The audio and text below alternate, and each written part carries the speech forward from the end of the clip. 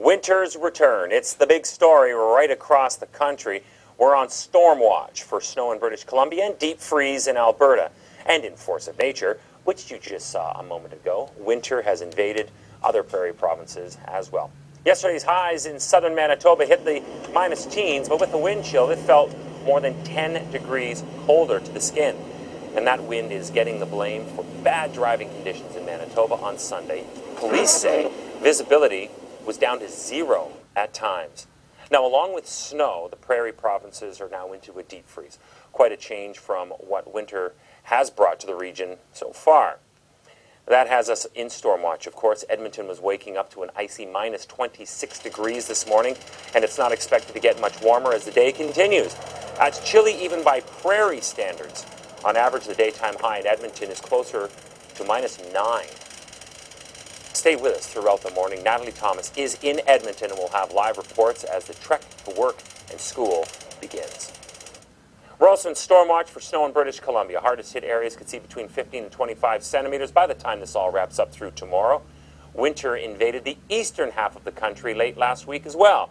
And for some places around the lower Great Lakes, like Toronto, it brought the first real covering of snow for the season. Now, a spell of warm weather just before the snow arrived had many people in southern Ontario wondering if winter would ever kick in. But last week, several systems came together to bring instant winter to the region. It's been a boost for cottage country as well. Squalls and lake effect had already placed snow on the ground before last week's snow. But now there's enough to get this trail ready for ice races that are scheduled to start next week. As for areas closer to Toronto and through the southwest, mild weather and rain are expected to make a comeback, so the snow may not be sticking around. Now, it all depends on where the next round of wet weather tracks, and we'll have more details on that coming up throughout the hour. Meanwhile, systems that brought winter weather to southern Ontario and the rest of eastern Canada, for that matter, were still battering Newfoundland this past weekend. Waves crashing on shore at Birchie Bay on Sunday show what was left of a system that brought gusts of more than 100 kilometers per hour along the north shore of the island. The stormy system that stirred up these waves is long gone, but the day ahead is still a windy one.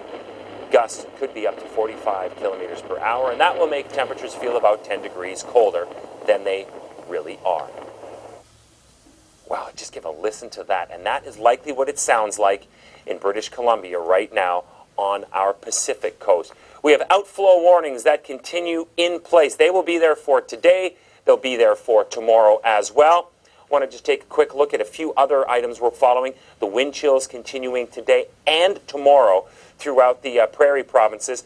There's the start of the system, a Colorado low making its way to the lower Great Lakes, and it continues cold with its departing area of low pressure through Newfoundland. All those details and more, watches and warnings still to come.